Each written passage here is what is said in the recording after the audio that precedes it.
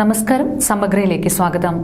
തലശ്ശേരിയിൽ ബസ് യാത്രക്കിടെ ദേഹാസ്വാസ്ഥ്യം അനുഭവപ്പെട്ട ബസ് യാത്രക്കാരിക്ക് തുണയായ ആയില്യം ബസ് ജീവനക്കാരായ നിഖിൽ, ഷിനോജ്, യദുകൃഷ്ണ എന്നിവരെ KL 58 പാനൂർ ബസ് കൂട്ടായ്മയുടെ നേതൃത്വത്തിൽ ആദരിച്ചു.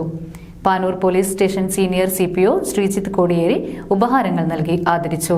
പാനൂർ വിളക്കോട്ടൂർ റൂട്ടിലോടുന്ന ആയില്യം ബസ് ജീവനക്കാരായ ഷിനോജ്, യദുകൃഷ്ണ, നിഖിൽ എന്നിവരെയാണ് KL 58 പാനൂർ ബസ് കൂട്ടായ്മയുടെ നേതൃത്വത്തിൽ ആദരിച്ചത്.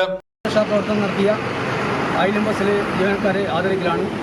അപ്പോൾ അത് നമ്മൾ 58 പാനൂർ ബസ് കൂട്ടായ്മയുടെ പേരിൽ ഒരു പുരസ്കാരം കൊടുക്കുന്നുണ്ട്. അപ്പോൾ പുരസ്കാരം കൊടുക്കാനായി ഇന്ന് സി സാർ ക്ഷണിക്കുന്നു.